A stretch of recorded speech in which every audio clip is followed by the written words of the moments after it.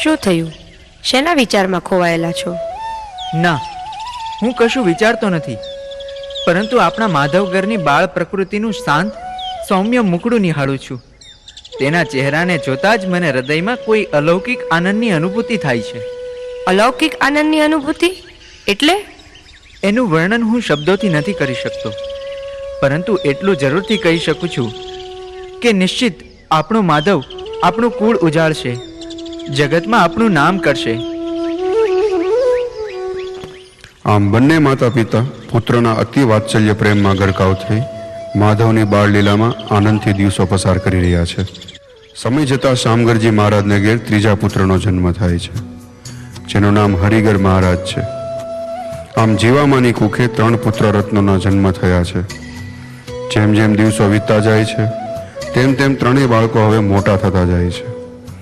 એક જ ઘરમાં સાથે રહેતા હોવા છતાં ત્રણેયની જીવનશૈલી તદ્દન જુદી તરી આવે છે.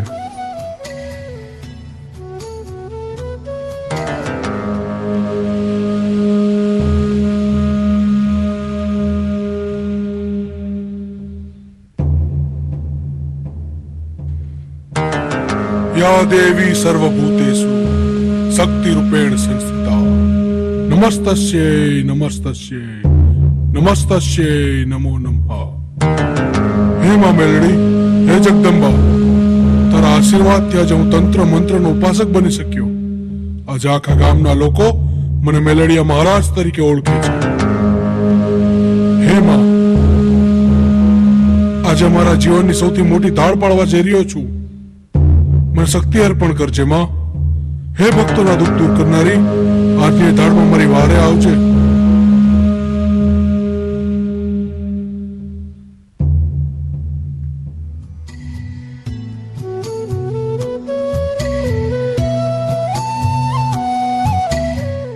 અરે, આ તમે શું કરી રહ્યા છો? માધવ, હરી, બેટા શું કરી રહ્યા છો? બાપુજી, તમે અહીં બેસો. માતૃદેવો ભવ, માતૃદેવો ભવ, પિતૃદેવો ભવ, પિતૃદેવો ભવ. અરે, હું ક્યારની એમ પૂછું છું કે આ તમે શું કરી રહ્યા છો? ભાઈએ કહ્યું છે કે સંસારમાં માતા પિતા જ સાચા દેવ છે, આપણે એની જ પૂજા કરવી જોઈએ. એટલે અમે પગે લાગી તમારી પ્રદક્ષિણા ફરી તમારા આશીર્વાદ લઈએ છીએ. અમને આશીર્વાદ આપો પિતાજી, અમને આશીર્વાદ આપો માં. આયુષ્માન ભવ. આ રીતે બંને ભાઈઓ માતા પિતાની આજ્ઞાનું પાલન કરી તેમની સેવામાં રત રહેતા અને સાચા આશીર્વાદ મેળવતા. બંનેનું ભવિષ્ય કંઈક અનોખું જ હતું. શ્રી માધવને બાળપણથી જ શિવ આરાધનાનું જ્ઞાન હતું. બીજા બાળકો અજ્ઞાન બનીને રમતગમતમાં લીન રહેતા, ત્યારે શ્રી માધવ નદી કિનારે આવેલા સ્થાપિત શિવલિંગની પૂજા આરાધના કરતા.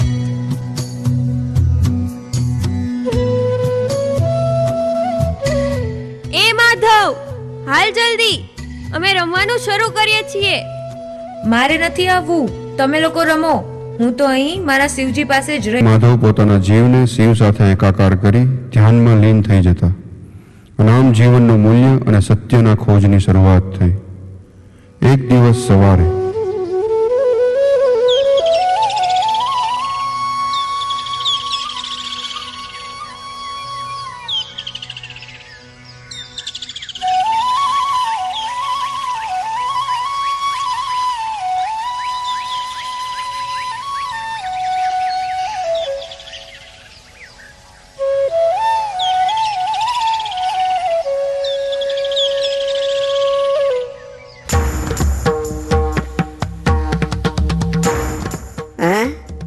માધવ, એ માધવ, હે ચમત્કાર, ચમત્કાર. ધન્ય છે તારી જનતાને, ધન્ય છે. શામગરજી, જીવામાં, શામગરજી, જીવામાં.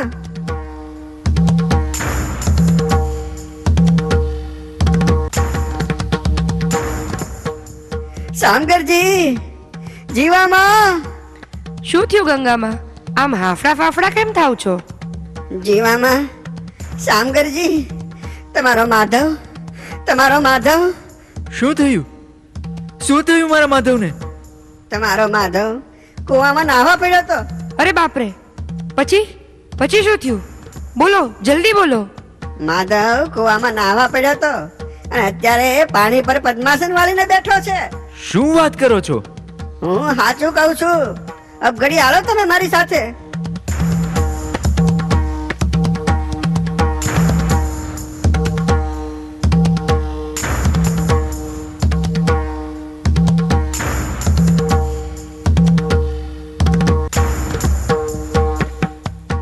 અદ્ભુત, અલૌકિક. તે દિવસે તમે મને કહેલું ને કે આ બાળક આપણું કૂડું ઉજાડશે, એ મને હવે સમજાણું. માધવ જેવા પુત્રને પામી આપણે ધન્ય ધન્ય થઈ ગયા છે.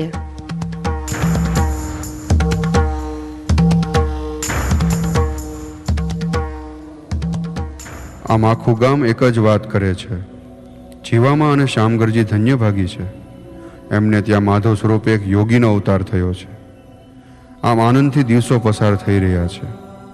સમય સમયનું કામ કરે છે. હવે શામગરજી વૃદ્ધાવસ્થાને લીધે અવારનવાર બીમાર રહે છે. કેટલાય વેદ હકીમોને બતાવ્યું, પણ શરીર નબળું પડતું જાય છે.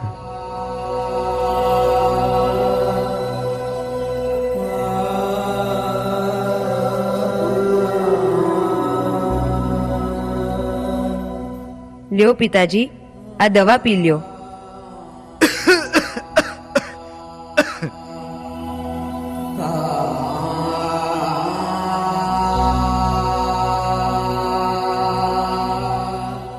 બેટા માધવ, તે મારી ખૂબ સેવા કરી છે. મારા તને આશીર્વાદ છે કે તારો જન્મારો સફળ થાય, તારા આદરેલા કામ પૂરા થાય. સુખી થા દીકરા, સુખી થા.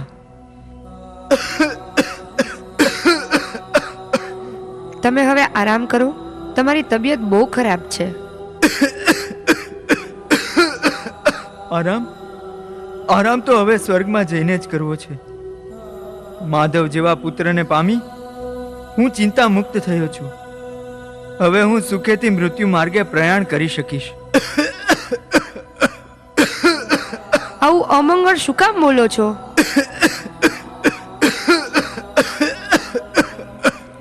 માધવ, ખીમગર, હરિગર, જો તમારા બાપુને શું થાય છે?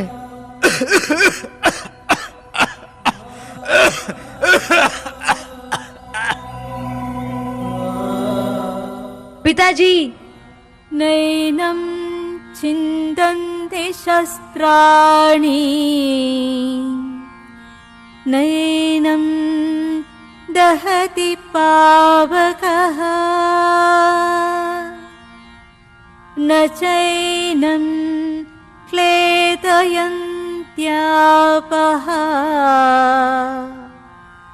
ન શોષયતિ મારુતઃ.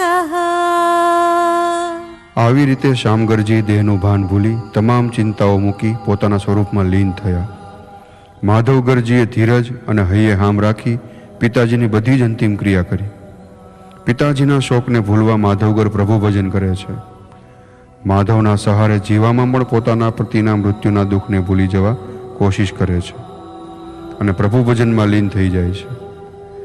શામગૌરજીના અવસાન થયાને 6 માસ બાદ જીવામાએ પણ સમાધિ લેવાનો નિર્ણય કર્યો. ભોગાવા નદીના પવિત્ર કિનારે જીવામાને સમાધિ આપવામાં આવી. આખું ગામ જીવામાના દર્શને ઉમટ્યું હતું. બંને માવતરની જીવનલીલા પૂરી થતાં ઘરની જવાબદારી મોટા પુત્ર ખીમગર પર આવી. હવે ખીમગરજીને ઘરમાં કોઈ રોકટોક કરવા વાળું રહ્યું નથી. એ પોતાનું ધાર્યું જ કરે છે.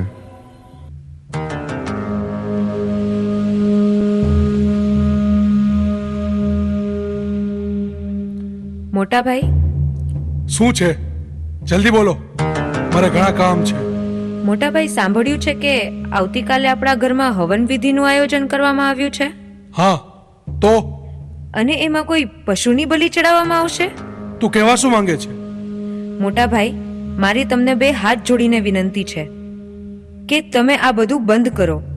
બા બાપુજીના ગયા પછી આ બધું દિવસે દિવસે આપણા ઘરમાં વધતું જાય છે. આના પહેલા આપણા ઘરમાં કોઈ દિવસ માંસ કે દારૂનો પ્રવેશ થયો જ નથી, પરંતુ 2 દિવસ પહેલા તમારા કોઈ ઉત્સવમાં તમે માંસ અને દારૂનું સેવન કર્યું હતું. આ બધું યોગ્ય નથી. આવું બધું મને કહેવા વાળો તું કોણ? તમારો નાનો ભાઈ છું. તમારી ચિંતા મને ન હોય તો પછી કોને હોય? તારે મારી ચિંતા કરવાની કોઈ જરૂર નથી. મોટા ભાઈ, તમે સમજવાની કોશિશ કરો. આ તમે હવનમાં જે પશુઓની બલિ ચડાવો છો એ ઘોર પાપ છે. માતાજી કોઈ દિવસ એવું કહેતા નથી. અરે એ તો માં છે, આખા જગતની માં. માં કોઈ દિવસ પોતાના સંતાનોનો ભોગ માંગે? અને આમ પણ મૂંગા પશુઓની બલિ ચડાવી, માંસ દારૂનું સેવન કરવું અને ચોરી લૂંટફાટ કરવી એ ધર્મ નથી. આ બધું કરનાર મહાપાપી કહેવાય, મહાપાપી. માધવ, નાના મોઢે મોટી વાત. પોતાના મોટા ભાઈ સામે બોલતા તારી જીભ કેમ ઉપડી? મારી વાતોથી તમારા હૃદયને ઠેસ પહોંચી હોય તો મને માફ કરજો મોટા ભાઈ, પરંતુ પરંતુ શું? આવતીકાલે હું આ ઘરમાં કોઈ નિર્દોષ પશુની બલિ ચડવા નહીં દઉં. તારી આટલી હિંમત? તું માં મેલડીના હવનમાં વિઘ્ન પહોંચાડીશ? હું કોણ જગતજનની માં જગદંબાના કામમાં વિઘ્ન પહોંચાડવા વાળો? હું તો બસ એક મૂંગા નિર્દોષ પશુનો જીવ બચાવવાની કોશિશ કરું છું. તારાથી જે થાય તે કરી લે, પરંતુ કાલે આ ઘરમાં હવન પણ થશે અને બલિ પણ ચડશે. જો તમે આ ઘરમાં આવા અધર્મના જ કામ કરવાના હો તો શું? તો અમે આ ઘર છોડીને ચાલ્યા જઈશું. જાઓ, ચાલ્યા જાઓ અહીંથી. અરે હું તો કહું છું, કાલે જતા હો તો આજે જાઓ, પરંતુ ક્યારે મારા કામમાં દખલગીરી કરતા નહીં. હું જે કાંઈ કરું છું બધું બરાબર છે, મારા માટે યોગ્ય જ છે. જાઓ, જતા રહો અહીંથી. મોટા ભાઈ, માધવગરના ખૂબ જ સમજાવ્યા છતાં ખીમગરજીનો માર્ગ બદલાય તેમ ન હતો. તેથી માધવગર અને હરિગર પાસે ઘર છોડવા સિવાય બીજો કોઈ વિકલ્પ ન હતો. આશરે 12 વર્ષની વયે નાના ભાઈ હરિગરને લઈને પોતાની જન્મભૂમિને વંદન કરી વસ્તડી ગામમાંથી વિદાય લીધી. આમ ખોટી દિશામાં ભટકેલા લોકોને સાચા માર્ગે કેમ વાળવા, એ જ મનોમંથન નાનકડા માધવના મનમાં ચાલ્યા કરે છે. બંને ભાઈઓ પગપાળા ચાલી નીકળે છે. નીલકા નદીને કિનારે ધંધુકા અને બરવાળાની વચ્ચે ઐતિહાસિક, સુંદર અને રમણીય ભીમનાથ મહાદેવનું એક મંદિર આવેલું છે, જેની સ્થાપના 5 પાંડવોમાંના એક એવા ભીમ દ્વારા કરવામાં આવી હતી. આ ગામનું નામ પણ એ મંદિરના નામ પરથી જ ભીમનાથ તરીકે પ્રસિદ્ધ થયું છે. ઘર છોડ્યા બાદ આ બંને ભાઈઓ અહીં ભીમનાથ પહોંચે છે. અરે બાળકો, તમે અહીં આમ એકલા ભૂલા પડ્યા છો કે? ના, અમે ભૂલા નથી પડ્યા. અમે ઘર છોડીને ચાલ્યા આવ્યા છીએ. ઘર છોડીને? આટલી નાની ઉંમરમાં? પરંતુ કેમ? ભીમનાથ મહાદેવ મંદિરના મહંતને માધવગર તથા હરિગર બધી આપવીતી સંભળાવે છે અને પોતે જીવનનું મૂલ્ય તથા સત્યની ખોજમાં નીકળ્યા છે તે પણ જણાવે છે. ઉત્તમ, અતિ ઉત્તમ. આટલી કુમળી વયે આટલા ક્રાંતિકારી વિચારો કોઈ સામાન્ય બાળકના તો ન જ હોઈ શકે. માધવ, હરિ, હું તમારા બંનેથી ખૂબ જ પ્રભાવિત થયો છું. આ મંદિરના દ્વાર હંમેશા તમારી માટે ખુલ્લા છે. હવે તમે બંને અહીં જ રહો. હું તમારી બંનેની અહીં રહેવા માટેની વ્યવસ્થા કરી આપું છું. દરરોજ સવારે વહેલા ઉઠી શિવજીની પૂજા આરાધના કરતા, પરંતુ માધવગરને હજી મનમાં શાંતિ થતી નથી. એના નાનકડા મનમાં ઘણા પ્રશ્નો ઉદ્ભવે છે. આ જે ધર્મના નામે ધતિંગ ચાલે છે, પોતે સુખી થવા માણસ કોઈ પણ હદ વટાવી જાય છે, છતાં એને સાચું સુખ મળતું નથી. સાચું સુખ શેમાં છે? ધન, દોલત, સંતાનો કે પછી પોતાના શરીરમાં? જો સાચું સુખ ધન દોલતમાં હોય તો પછી પૈસાદાર પણ કેમ દુઃખી છે? લોકો કહે છે ભગવાનમાં શ્રદ્ધા રાખો, બધું સારું થઈ જશે, પણ કાંઈ સારું થતું દેખાતું નથી. તો ધર્મ શું છે? ચોક્કસ આ શ્રદ્ધામાં અને ધર્મમાં કંઈક અંશે ભૂલ છે. આવા પ્રશ્નોના ઝંઝાવાતો માધવગરના મનમાં ઉદ્ભવે છે. માધવગર વિચારે છે કે ભગવાન શિવ સિવાય જગતમાં બધું જ મિથ્યા છે. એટલે બંને ભાઈઓ એકાગ્ર થઈ શિવ આરાધનામાં લીન થઈ જાય છે. એકવાર રાત્રે અચાનક, મોટા ભાઈ, હરી, શું થયું? શું થયું તને? આમ અચાનક ઊંઘમાંથી કેમ જાગી ગયો? મોટા ભાઈ, ભગવાન શિવજીએ મને સ્વપ્નમાં દર્શન દીધા. અરે વાહ, એ તો ખૂબ સરસ કહેવાય. હા મોટા ભાઈ, એમનું વિરાટ સ્વરૂપ મારી આંખોની સામે હતું. અને અને અને અને શું હરી? એમણે મને એક આજ્ઞા કરી. ભગવાન શિવે તને આજ્ઞા કરી? શું કહ્યું એમણે? એમણે મને સવારે ઉઠીને કમળ પૂજા કરવાનું કહ્યું. કમળ પૂજા? હા મોટા ભાઈ, હું આવતીકાલે સવારે જરૂર કમળ પૂજા કરીશ. ના ના, હું તને એમ નહીં કરવા દઉં. કેમ મોટા ભાઈ? શ્રદ્ધાથી ભગવાનને જીવન સમર્પિત કરવું એ કમળ પૂજામાં પણ મને કંઈક અંશે ભૂલ ભરેલું જણાય છે. આ જીવન બીજાને ઉપયોગી બને અને અન્ય લોકોના કામમાં આવે તો જ એ સાચી કમળ પૂજા છે. બાકી તો જીવન વ્યર્થ છે. પરંતુ મોટા ભાઈ, હું તો માત્ર ભગવાન શિવની આજ્ઞાનું પાલન કરવા માંગુ છું. હું પોતે હસતા મોઢે કમળ પૂજા કરવા તૈયાર છું. મારે મારું જીવન ભગવાન શિવના ચરણોમાં ધરી દેવું છે. માધવગરના ખૂબ સમજાવ્યા છતાં હરિગર પોતાના નિર્ણય પર અડગ રહી અંતે પોતાનો શીશ ભગવાન શંકરના ચરણોમાં ઉતારી કમળ પૂજા કરે છે.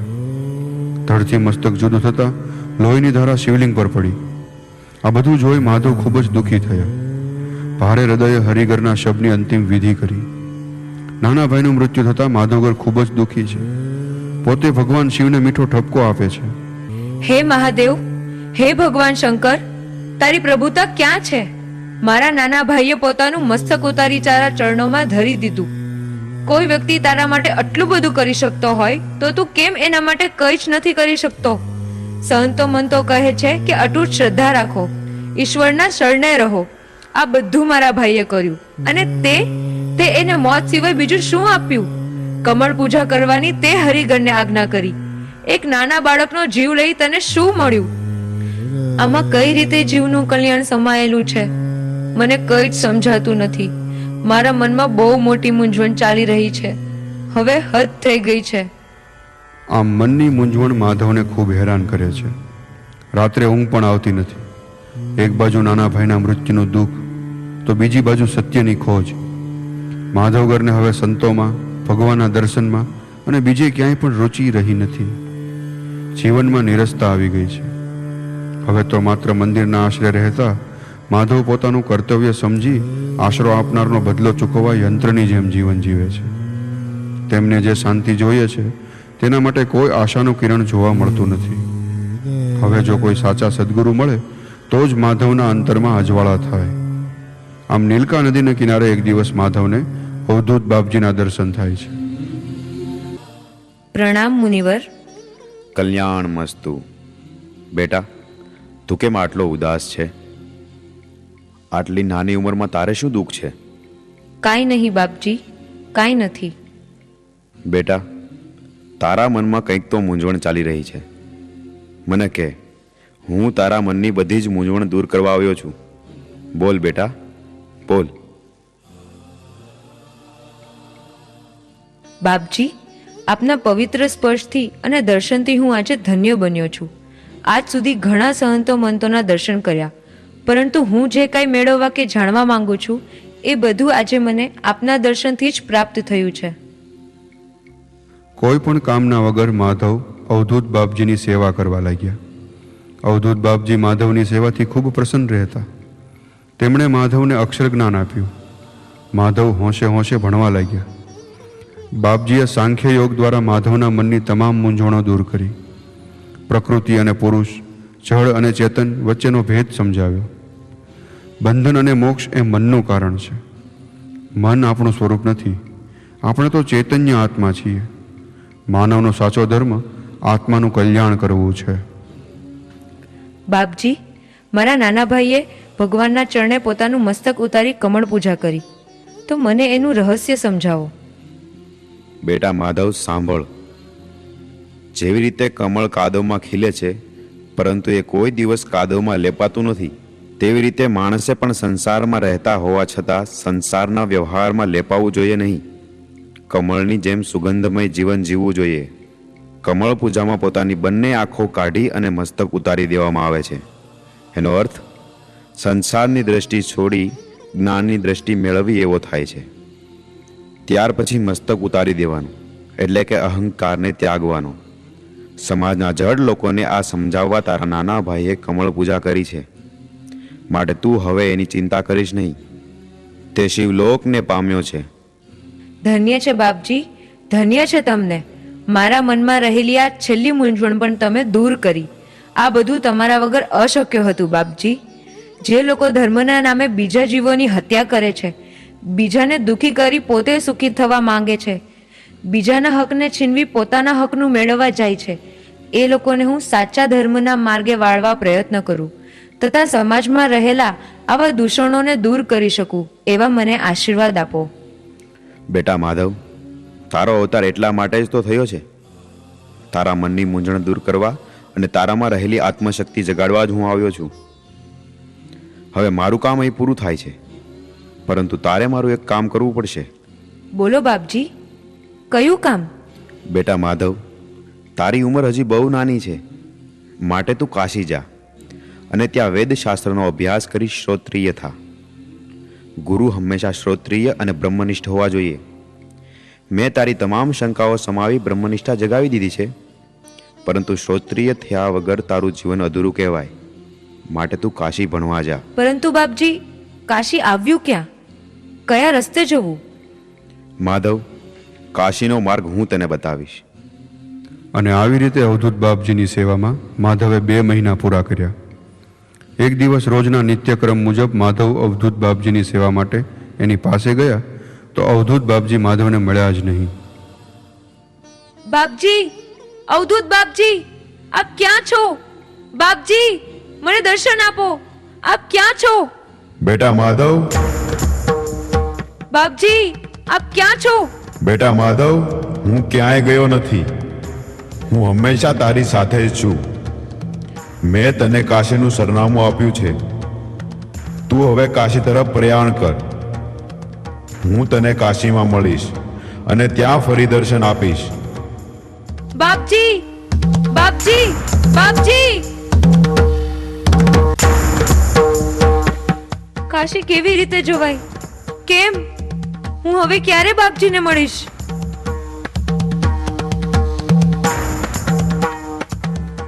માધવના મનમાં હવે કાશીએ જવાની ગડમથલ ચાલવા માંડી.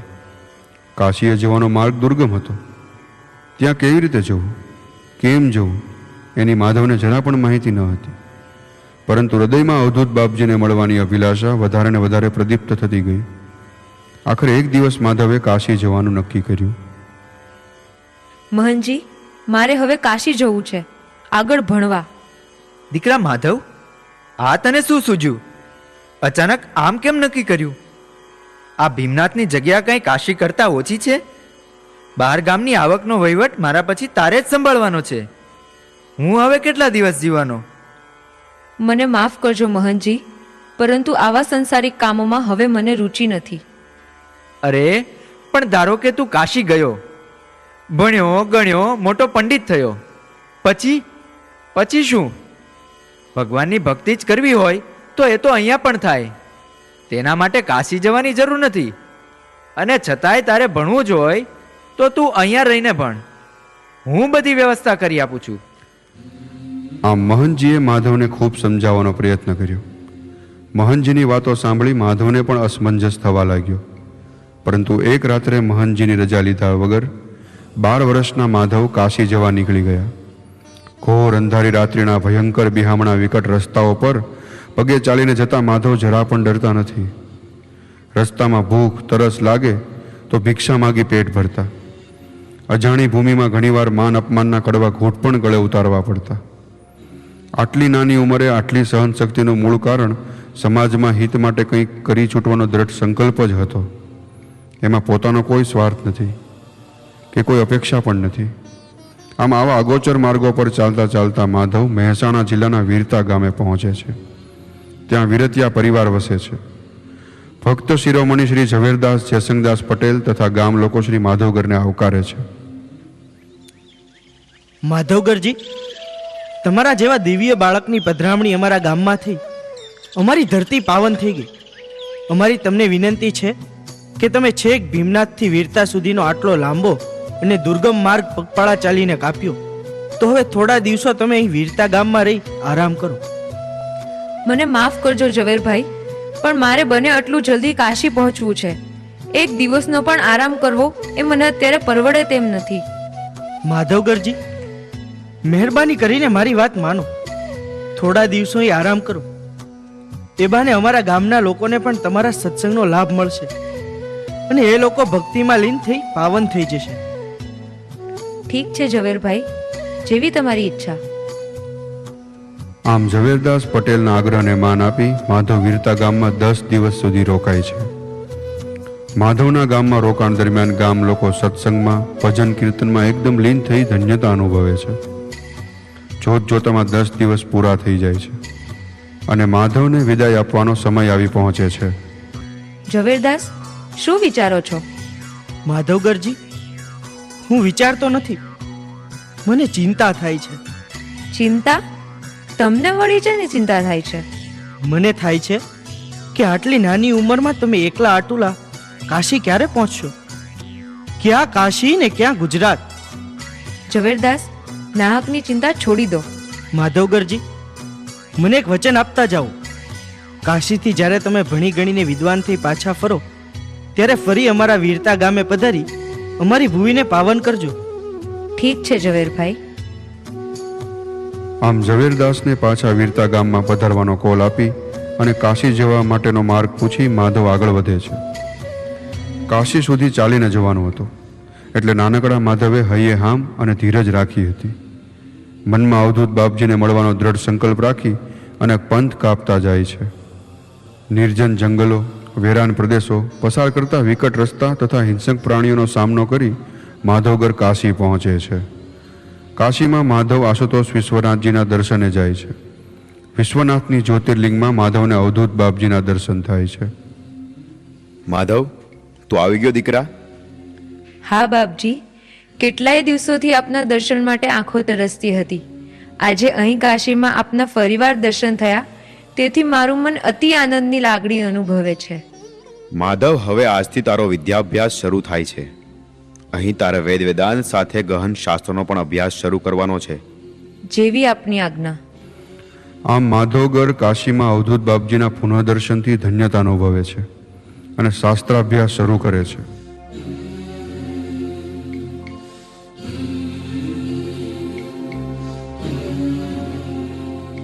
નમસ્કાર. અહીં માધવ ચરિત્ર ભાગ 1 પૂરો થાય છે. નમસ્કાર.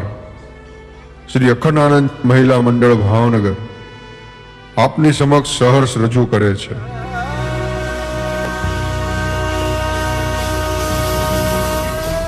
પ્રગટ બ્રહ્મ સ્વરૂપ સ્વામી શ્રી માધવાનંદજી મહારાજના જીવન ચરિત્રને ઉજાગર કરતું તથા ભક્તોને પૂજ્ય માધવાનંદ સ્વામીની જીવન યાત્રાનો ટૂંકો પરિચય કરાવતું નાટક.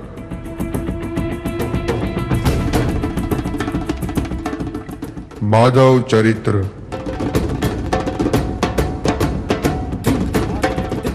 ભાગ 2.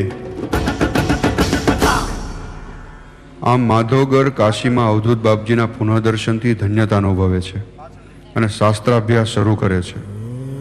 આ રીતે 12 વર્ષ સુધી કાશીમાં સનાતન ધર્મના રહસ્યને સમજવા ગહન શાસ્ત્રાભ્યાસ પૂરો કર્યા પછી હવે તેઓ નાનકડા માધવગર નથી રહ્યા. હવે તો તેઓ પૂર્ણ બ્રહ્મજ્ઞાની થયા છે. હવે તેઓ અંધકાર દૂર કરી પ્રકાશ પાથરનાર શ્રોત્રિય બ્રહ્મનિષ્ઠ ગુરુપદની યોગ્યતાને પ્રાપ્ત કરી ચૂક્યા છે અને પૂર્ણ સંન્યાસી દીક્ષા પ્રાપ્ત કરી એક નવું નામ ધારણ કરે છે. હવે તેઓ માધવગરમાંથી પરમ પૂજ્ય સ્વામી શ્રી માધવાનંદ સાગરજી મહારાજ તરીકે ઓળખાય છે. હવે પૂજ્ય સ્વામીજી પોતાના લક્ષ્યને પૂરો કરવા કાશીથી દેશાટન માટે પાછા ફરે છે.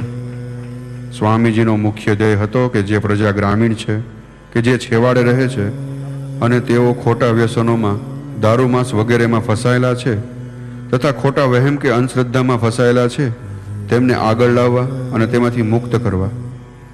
કાશી જતા જે વચન આપી ગયેલા તેવા મહેસાણા જિલ્લાના વીરતા ગામે બીજી વાર ઝવેરદાસના મહેમાન થાય છે. પધારો સ્વામીજી, પધારો. આપના આગમનથી અમારી ધરતી પુનઃ પાવન થઈ ગઈ. ઝવેરદાસ, તમને આપેલું વચન હું કેવી રીતે ભૂલી શકું? સ્વામીજી, હજુ પણ મારી એક વિનંતી છે. તમે વીરતા ગામમાં રોકાઈ જાઓ. અમને તમારા સત્સંગ અને પ્રવચનનો ફરી લાભ લેવા દો. ઠીક છે. પુષ્પાવતી નદીના કિનારે આવેલા નાનકડા ગામ વીરતામાં શ્રી માધવાનંદ સ્વામી ઝવેરદાસ પટેલના આગ્રહને માન આપી પ્રથમ ચાતુર્માસ માટે રોકાઈ જાય છે. સ્વામીજીના આગમનથી આખું ગામ આજે કોઈ તીર્થધામ જેવું શોભી રહ્યું છે. પૂજ્ય સ્વામીજીના સત્સંગમાં દિન પ્રતિદિન ભક્તોની ભીડ વધતી જાય છે. પૂજ્ય સ્વામીજી ભક્તોને સત, ચિત્ત અને આનંદની સાચી ઓળખ આપે છે. પ્રત્યેક હૃદયમાં રહેલો આત્મા સચ્ચિદાનંદ સ્વરૂપ છે, જ્યારે તેથી વિપરીત શરીરે નાશવાન તથા દુઃખરૂપ છે. માટે શરીરના સુખે સુખી થઈ ફૂલાઈ ન જવું.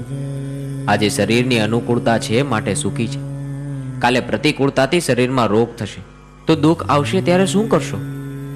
શરીર આજે જુવાન છે, કાલે ગરડું થશે અને અંતે રાખમાં મળી જશે. માટે શરીરના સુખે સુખી નહીં અને શરીરના દુઃખે દુઃખી નહીં, એમ આત્મભાવથી એકરૂપ રહેવું જોઈએ.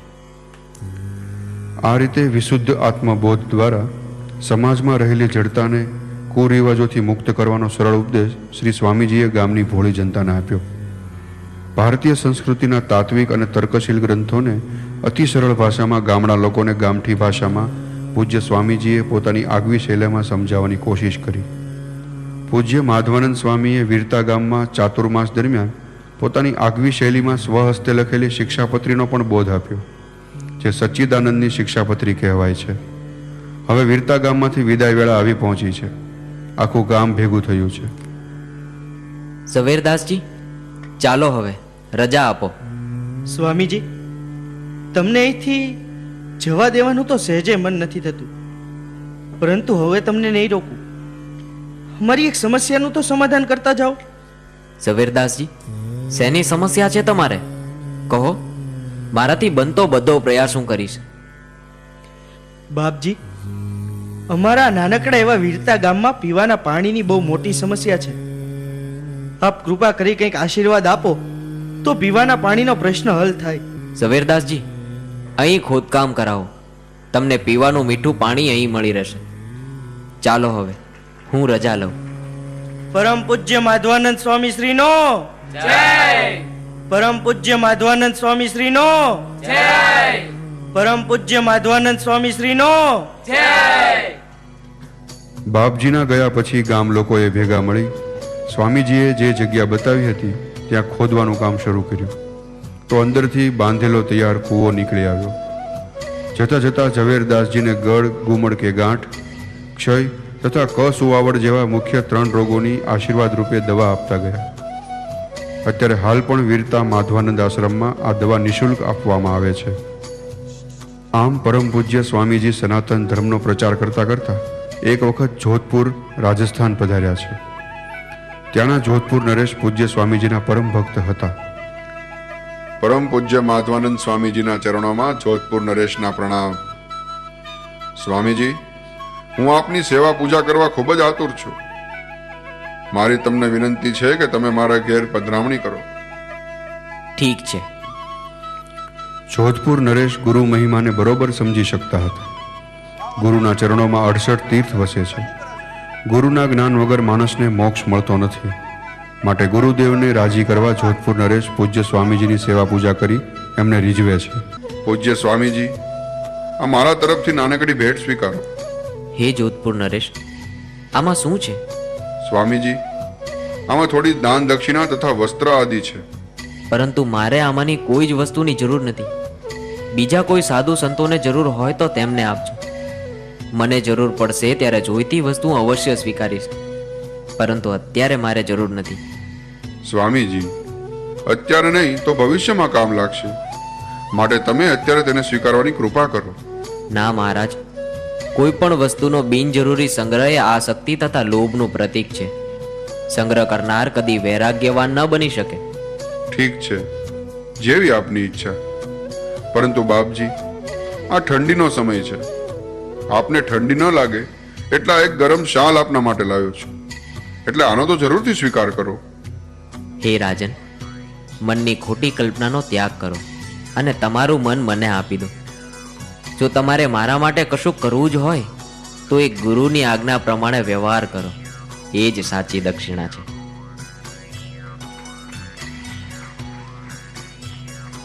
અરે સાંભળો, બાપજી પાસે ઓઢવાનું કાંઈ નથી. અને અહીં ચાલતા ચાલતા રસ્તામાં ક્યાંક રાતવાસો કરતી વખતે જો બાપજીને ઠંડી લાગે તો આ શાલ ઓઢવા આપજો. ના, બાપજીની આજ્ઞા વિના હું આ શાલ ન સ્વીકારી શકું. અરે આ રાજસ્થાનની કડકડતી ઠંડીનો કદાચ તમને અંદાજો નથી.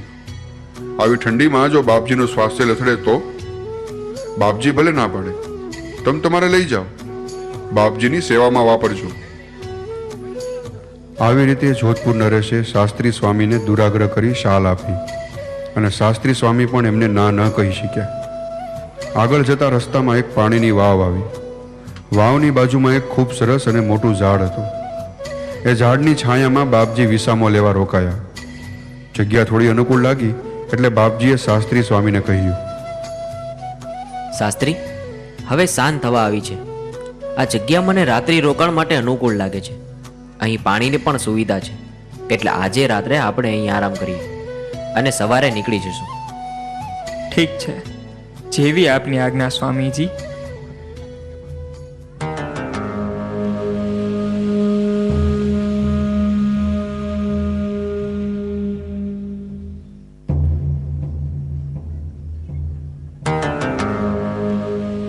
શાસ્ત્રી, આ શાલ તો જોધપુરના રાજાએ આપણને ભેટમાં આપવી હતી એ જ છે ને?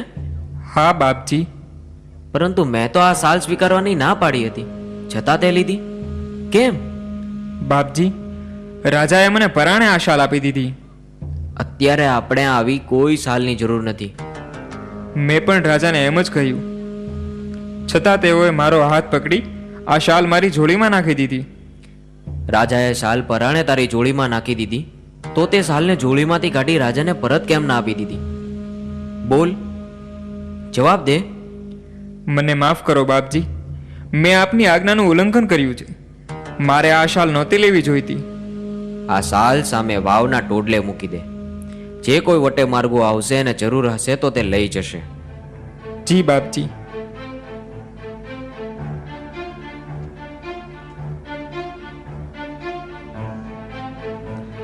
શાસ્ત્રી, તે મારી આજ્ઞા વગર શાલ લીધી છે, એટલે તારે આનું પ્રાયશ્ચિત તો કરવું જ પડશે.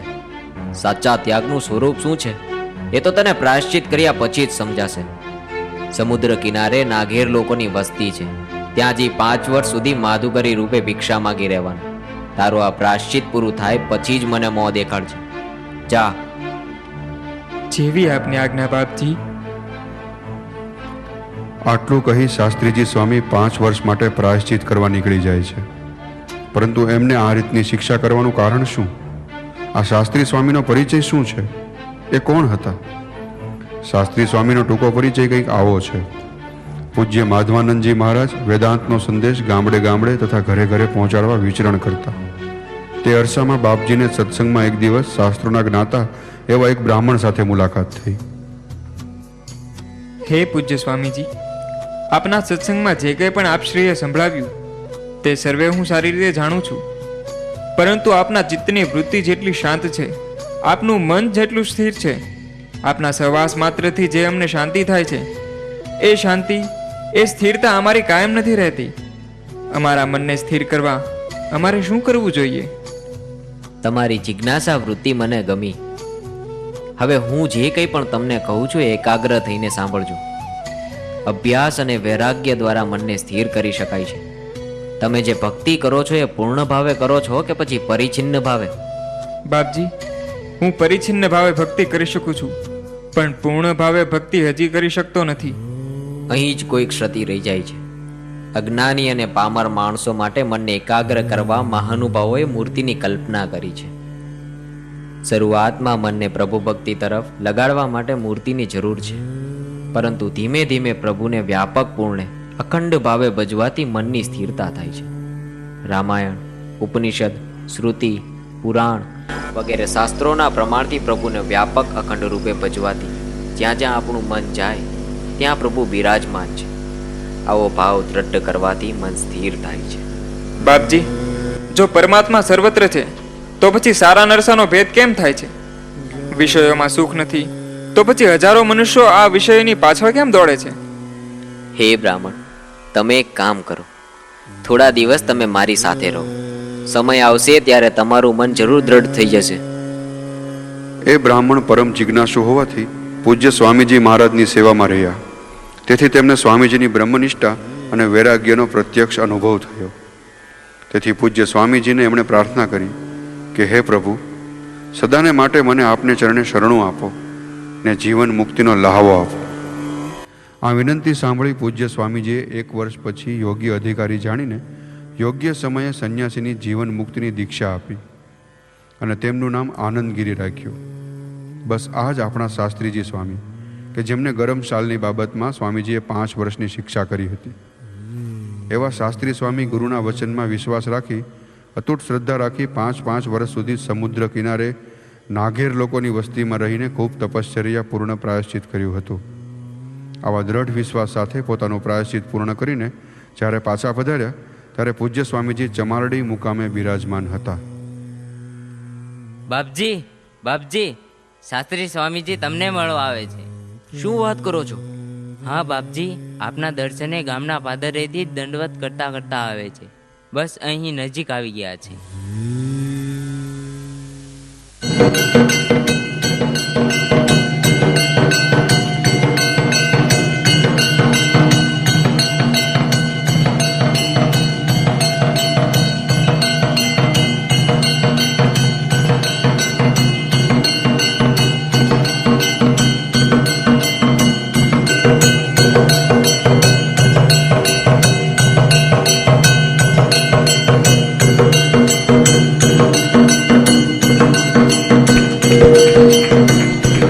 પરમ પૂજ્ય માધવાનંદ સ્વામી શ્રીનો, પરમ પૂજ્ય માધવાનંદ સ્વામી શ્રીનો, પરમ પૂજ્ય માધવાનંદ સ્વામી શ્રીનો.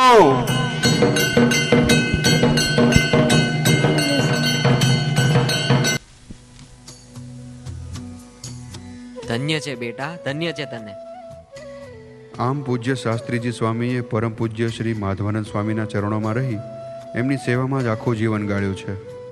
તેઓ પૂજ્ય સ્વામીજીના નિર્વાણ પહેલાં જ સ્વ સ્વરૂપમાં લીન થઈ ગયા. તેઓ શ્રીની સમાધિ ધંધુકા પાસેના ઊંચડી ગામના એક તળાવની પાળે મહાદેવના મંદિર પાસે આવેલી છે.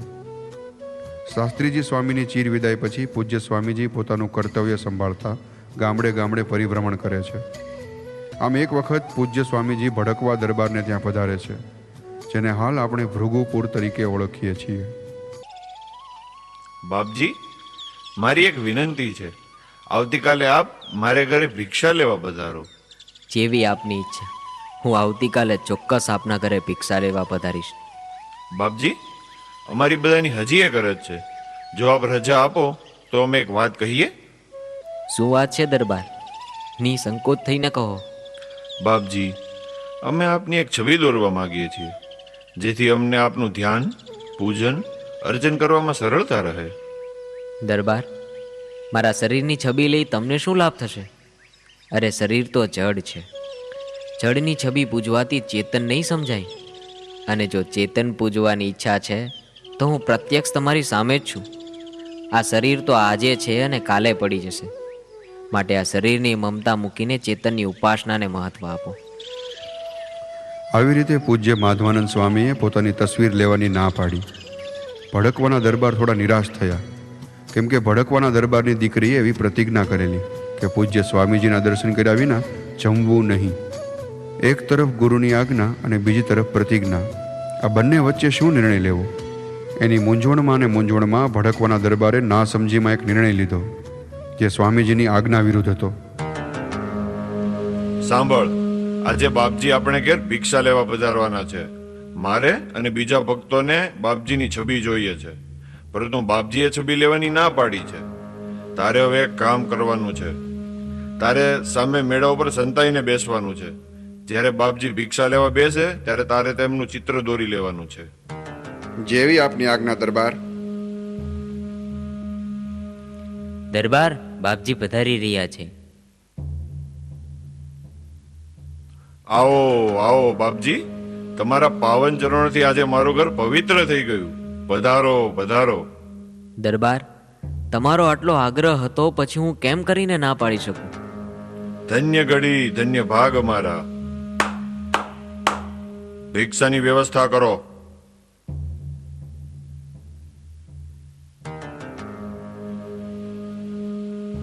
લ્યો બાપજી, ભિક્ષા સ્વીકાર કરો. ब्रह्मार्पणम् ब्रह्महविः ब्रह्माग्नौ ब्रह्मणाहुतम् ब्रह्मैव तेन गन्तव्यम् ब्रह्मकर्म समाधिना अहं वैश्वानरो भूत्वा प्राणिनां देहमाश्रितः प्राणापानसमायुक्तः पचाम्यन्नं चतुर्विधम्. આમ વર્તમાન સમયમાં જે તસવીર થકી આપણે સ્વામીજીના દર્શન કરી શકીએ છીએ તે આવી રીતે પ્રાપ્ત થઈ હતી. આપણે આજે પણ આ એક તસવીરના આધારે તેઓની આખી જીવનલીલાનો અનેરો લાભ લઈ શકીએ છીએ. આ બધો શ્રેય ભડકવાના દરબારને શિરે જાય છે.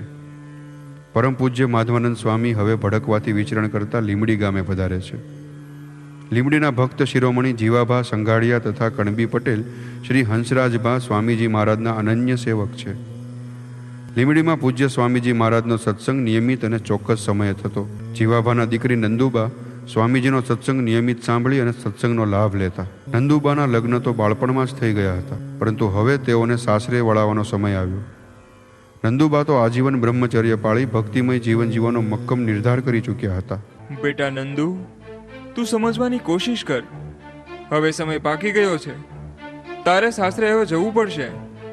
બાપુજી, હું તમને આના પહેલા પણ એકવાર કહી ચૂકી છું કે મારે ભક્તિમય જીવન જીવવું છે. મને સંસારની મોહમાયામાં જરાય રસ નથી.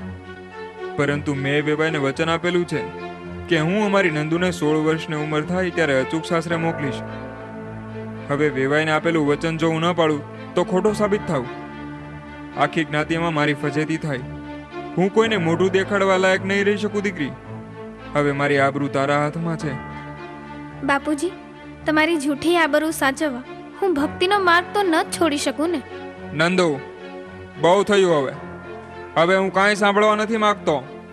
આવતીકાલે વેવાય તને તેડવા આવે છે. તું તૈયાર રહેજે.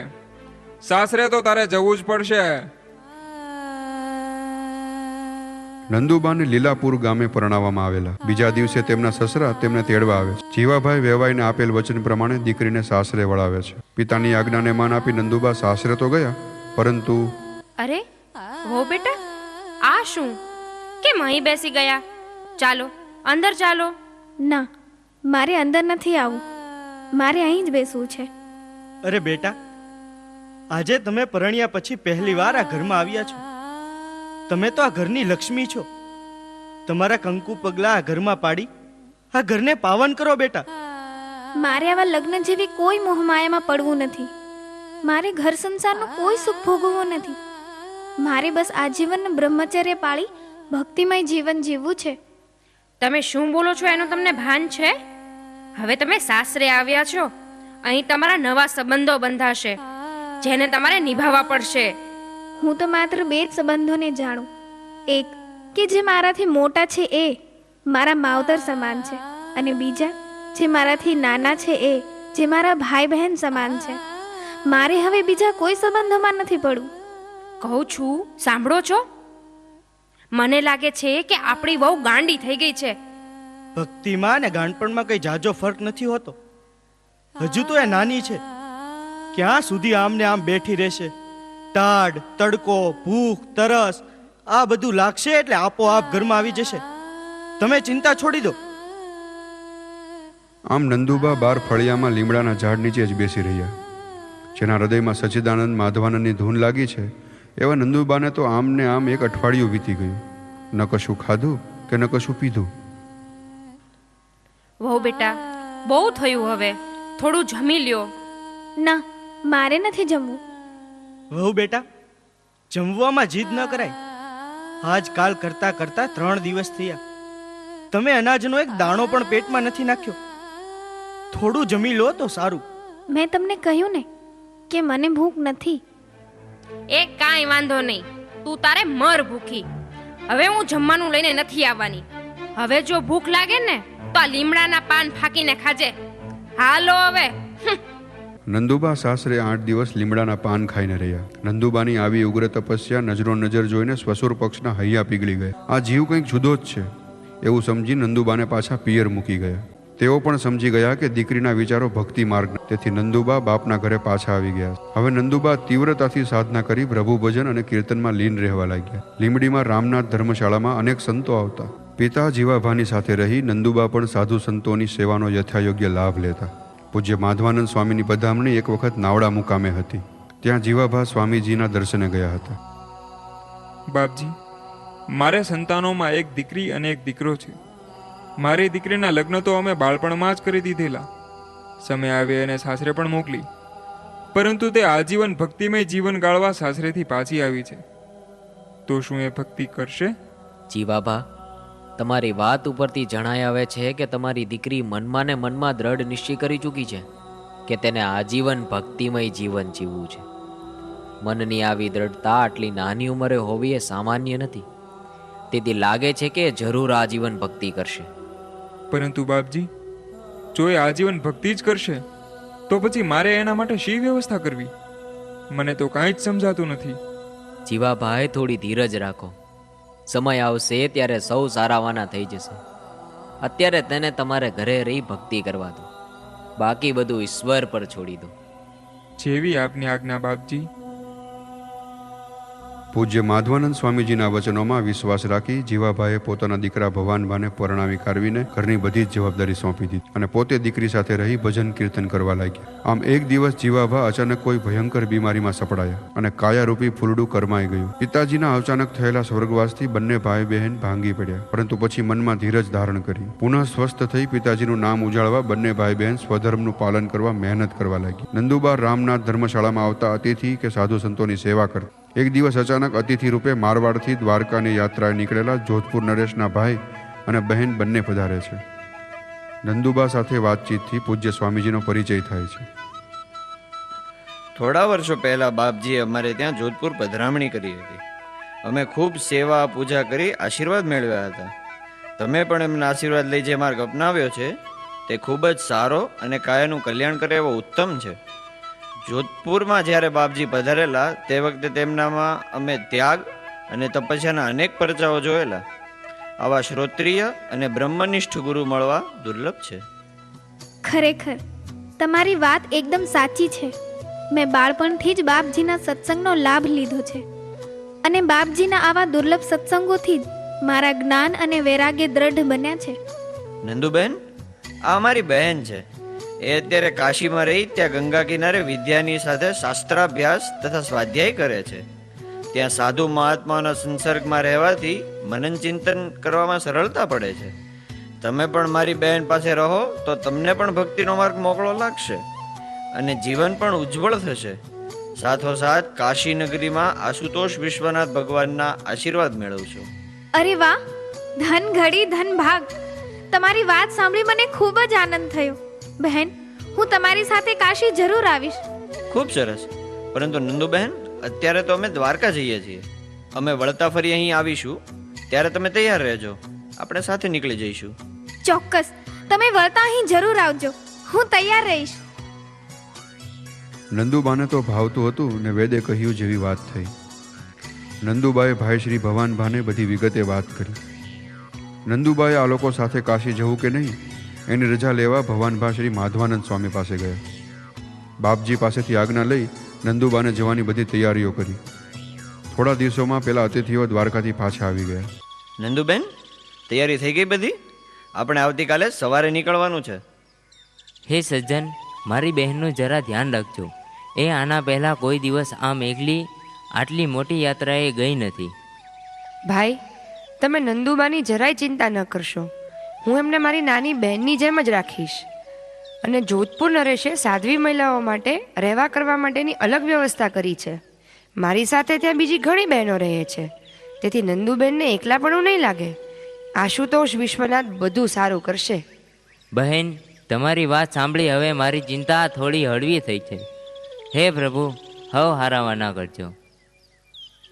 આમ નંદુબા જોધપુર નરેશના ભાઈ તથા બહેન સાથે કાશી જવા નીકળે છે. નંદુબાએ કાશીમાં 11 વર્ષ રહી અભ્યાસ અને શાસ્ત્રોક્ત જ્ઞાન પ્રાપ્ત કર્યું. તેથી કહી શકાય છે કે તેમની કાશીની યાત્રા સફળ થઈ. 11 વર્ષને અંતે તેઓ લીંબડી પધારે છે. અહીં આવી તેઓ સચ્ચિદાનંદ માધવાનંદ મહિલા મંડળની સ્થાપના કરે છે. આશ્રમમાં બહેનો નિયમિત સત્સંગનો લાભ લે છે. આવી સંસ્કારી પ્રવૃત્તિઓની વાત લીંબડીના દરબારને કાને ગઈ. તેઓ ખૂબ પ્રભાવિત થયા. તેમણે મંડળને 2 ઓરડા સત્સંગ કરવા માટે બાંધી આપ્યા. નંદુબાએ લીંબડીમાં મહિલા માધવાનંદ આશ્રમની પણ સ્થાપના કરી. નંદુબાના અદ્વૈત વિચારોથી પૂજ્ય સ્વામીજી મહારાજ પરિચિત હતા. તેથી તેમણે નક્કી કર્યું કે નંદુબા સંન્યાસના અધિકારી બન્યા છે. હવે સમય પાકી ગયો છે. આમ સ્વામીજી લીંબડી પધાર્યા. બ્રાહ્મણ પાસે મુહૂર્ત જોરાવી ઉપનિષદના સિદ્ધાંત પ્રમાણે શાસ્ત્રોક્ત વિધિથી બાપજીએ ભોગાવા નદીના કિનારે ધામધૂમથી નંદુબાને પરમહંસ સંન્યાસની ચાદર વિધિ કરી અને નંદુબાને સદેરે વ્યષ્ટિમાંથી સમષ્ટિમાં પ્રવેશ કરાવ્યો. ત્યારબાદ સ્વામીજીએ આ જળ સમાજમાં જ્ઞાનનો પ્રકાશ ફેલાવવા પોતાનું વિચરણ ચાલુ રાખ્યું. આવી રીતે ધર્મનો પ્રચાર કરતા પૂજ્ય સ્વામીજી કરમસદ, ધર્મજ, વડદલા, લીંબાસી જેવા અનેકવિધ ગામોમાં ફર્યા હતા. આમ સ્વામીજી જ્યાં જ્યાં ફર્યા ત્યાં ત્યાં સ્વામીજીના જ્ઞાનની તેમજ તેમના પ્રત્યક્ષ જીવન જીવવાની સાદી સરળતાથી સૌ પ્રભાવિત થતા. આવી રીતે એક વિચરણ કરતા કરતા સ્વામીજી ચમારડી ગામે પહોંચે છે. શરીર હવે ક્ષીણ થતું જાય છે. પૂજ્ય સ્વામીજીએ સમાધિ લેવાનું નક્કી કરી નાખ્યું. તેઓ શ્રીના મનની ઈચ્છા આકરુ ગામે સમાધિ લેવાની હતી. મારા વાલા ભક્તો, આજે મને આકરું જોવાની ખૂબ ઈચ્છા થઈ આવી છે. મારે બને તેટલું વહેલું આકરું પહોંચાય તેની વ્યવસ્થા કરો. બાપજી, જેવી આપની ઈચ્છા. બહાર બળદગાડું તૈયાર જ છે. આવો, પધરામણી કરો.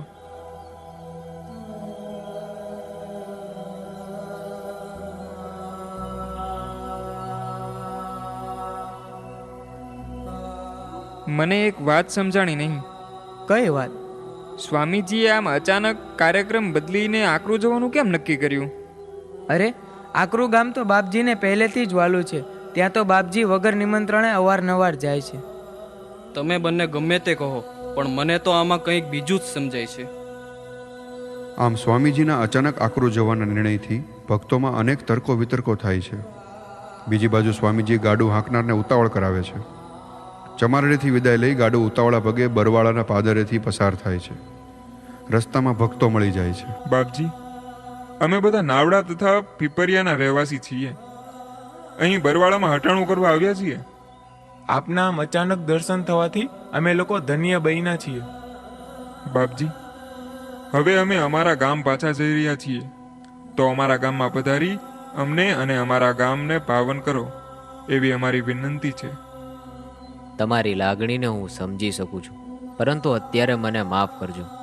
અત્યારે મારે બને તેટલું વહેલું આકરું પહોંચવું છે.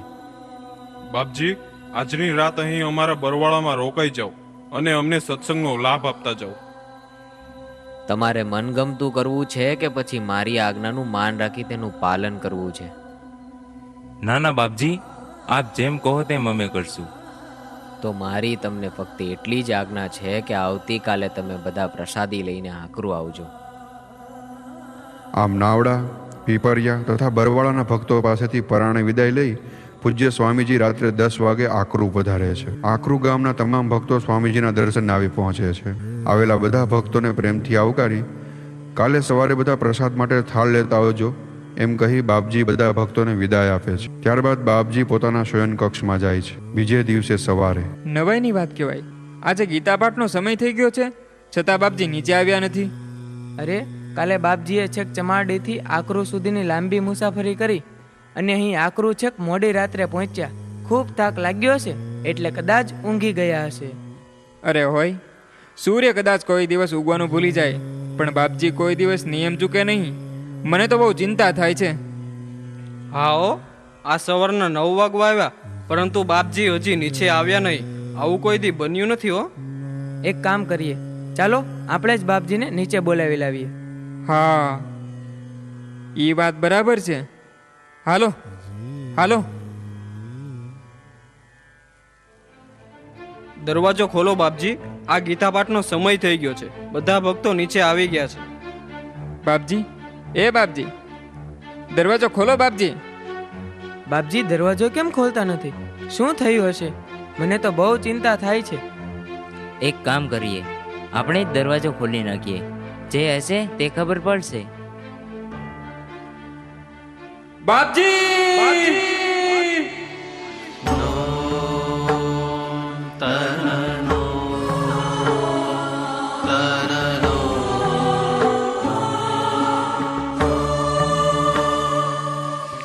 આવી રીતે પરમ પૂજ્ય શ્રી માધવાનંદ સ્વામી પોતાના લીલામય ભૌતિક શરીરનો ત્યાગ કરી બ્રહ્મલીન થયા છે. ભાગસર વદ સાતમને ગુરુવારે રાત્રે પૂજ્ય સ્વામીજીએ આપણી બધાની વચ્ચેથી માયા સંકેલી લીધી. ભક્ત મંડળ વચ્ચેથી જ્ઞાનનો સૂરજ અસ્ત થતા બધા ભક્તો ખૂબ મોટા શોક સાગરમાં ડૂબી ગયા. પૂજ્ય સ્વામીજીના દેહને સમાધિ આપવા જય સચ્ચિદાનંદની ધૂન સાથે આખા ગામમાં યાત્રા નીકળી. ગામ ધુમાડો બંધ કરાવ્યો. દૂર દૂરથી આવેલા બધા ભક્તોની હાજરીમાં પૂજ્ય સ્વામીજીના લીલામય શરીરને ભૂમિમાં શાસ્ત્ર વિધિ પ્રમાણે સમાધિ આપી.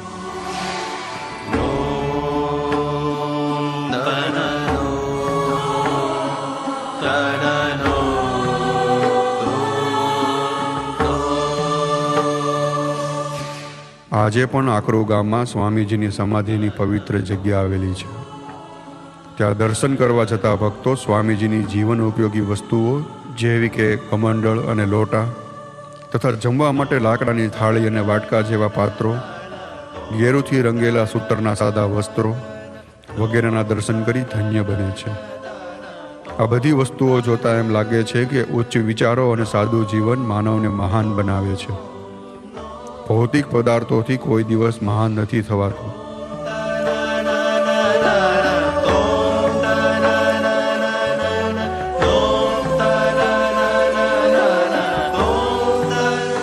આવી વૈરાગ્યની સાક્ષાત મૂર્તિ એટલે પ્રગટ બ્રહ્મ સ્વરૂપ સ્વામી શ્રી માધવાનંદજી મહારાજ. જય સચ્ચિદાનંદ.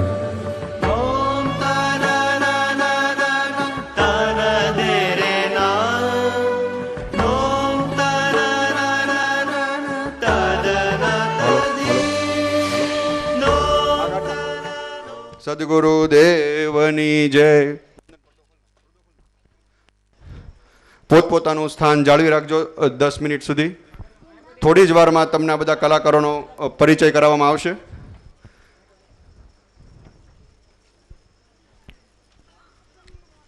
પહેલા એકવાર જોરદાર તાળીઓ થઈ જાય બધા કલાકારો માટે. હા, એટલે ખબર પડે કેટલા જણા આવ્યા છે. ઓકે.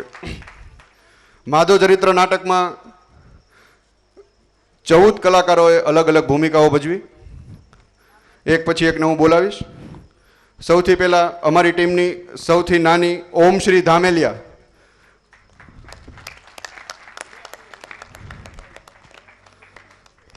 ઓમ શ્રી ધામેલિયા માત્ર પહેલા ધોરણમાં ભણે છે અને અલગ અલગ ગામવાળાઓની ભૂમિકા એણે ભજવી છે.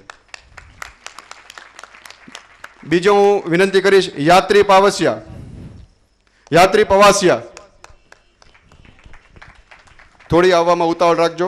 જોરદાર તાળીથી આ બધા કલાકારોને બતાવી લેજો. યાત્રી માત્ર 6ઠા ધોરણમાં ભણે છે અને અલગ અલગ ગામવાળાઓની ભૂમિકામાં એણે પણ સારો એવો અભિનય કર્યો છે. ત્રીજું નામ છે આરવી પવાસિયા. આરવીને વિનંતી કે તેઓ આવે. આરવી માત્ર 4થા ધોરણમાં ભણે છે અને રમતા હતા બાળકો એમાં અને ગામવાળાઓમાં એને અલગ અલગ ભૂમિકાઓ ભજવી છે. મુદ્રિક દિયોરા. જોરદાર તાળીઓ. મુદ્રિક દિયોરા 7મા ધોરણમાં ભણે છે. એ આજે સવારે આવીને જેના નાટકની પ્રેક્ટિસ કરી છે અને આ નાટકમાં આજથી જોડાણો છે. એકવાર જોરદાર તાળીઓ મુદ્રિકથી. હવે હું વાગ્મી ત્રિવેદીને વિનંતી કરું. વાગ્મી ત્રિવેદી માત્ર 6ઠા ધોરણની વિદ્યાર્થીની અને એને પણ એક ગામવાળાની ખૂબ જ સારી એવી ભૂમિકાઓ ભજવી. માહી નાકરાણી.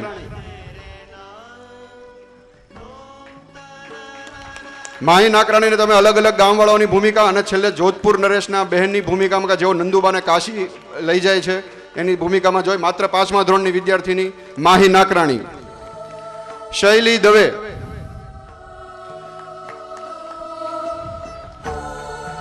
નંદુબાના માથા ભારે સાસુ. એને પણ અલગ અલગ ભૂમિકાઓ તેઓ માધવગરજી મહારાજના માતા પણ બન્યા હતા અને ગામવાળામાં પણ હતી. શૈલી માત્ર 9મા ધોરણની વિદ્યાર્થીની. તમન્ના નાકરાણી.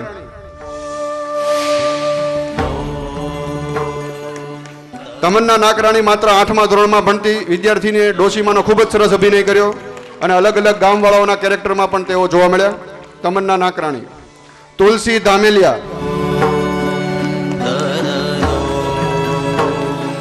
da da અમલસિંહ ધામેલિયાને તમે નંદુબાના પાત્રમાં જોઈ અને ગામવાળાના પાત્રમાં પણ તમે એને જોઈ. હવે વિનંતી કરું અંશ ગોળકિયા.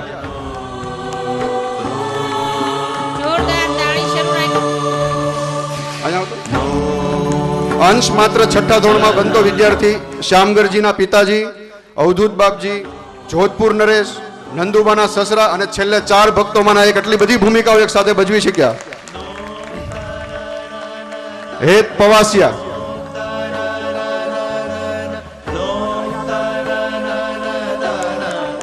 હેત પવાસિયા 7મા ધોરણમાં ભણતો વિદ્યાર્થી, માધવાનંદ સ્વામીના નાના ભાઈ હરિગરની ભૂમિકા ભજવી. અલગ અલગ ગામવાળોમાં હતો.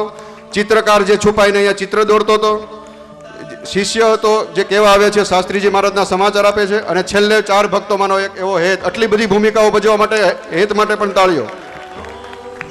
હવે વિનંતી કરું વત્સ ભલાણી. 7મા ધોરણમાં ભણતો વત્સ, ભીમનાથના પૂજારી તરીકે તમે એમને જોયો. શાસ્ત્રીજી મહારાજ જે આમથી છેકથી આવ્યો. જોધપુર નરેશના નાના ભાઈની ભૂમિકા એને કરી. અને છેલ્લે 4 ભક્તોમાંના પણ એક ભક્તિ હતો. જોરદાર તાળીઓ વત્સ માટે પણ. ખૂબ જ મોટા મોટા અને સારા કેરેક્ટર કરનાર વીર પવાસિયા.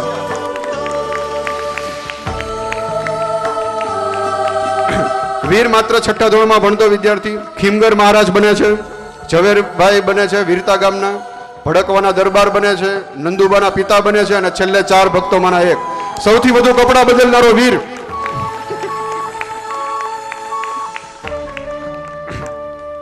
હવે આપણે જેનો રાહ જોઈ રહ્યા છીએ એવો 7મા ધોરણનો વિદ્યાર્થી, આજ કુટુંબનો પ્રેય સવાણી, માધવાનંદ સ્વામીના કેરેક્ટર.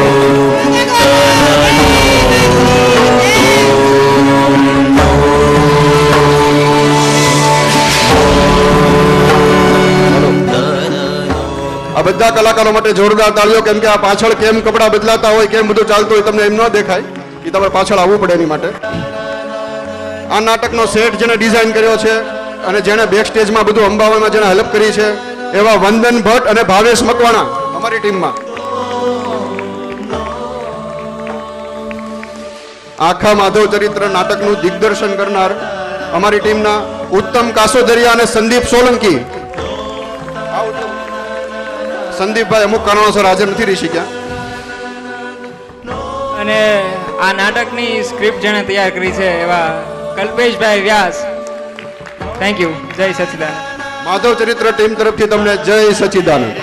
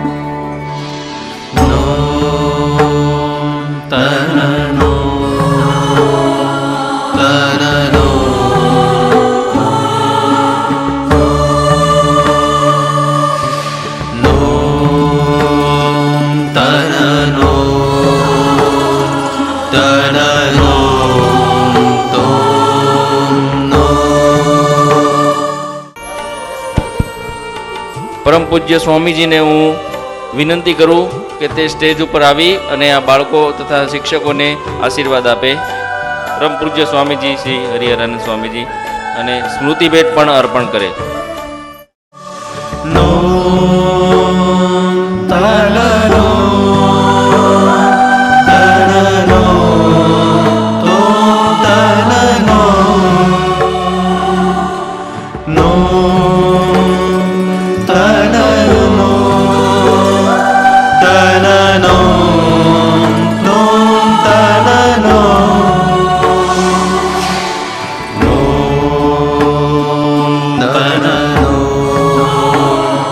Ta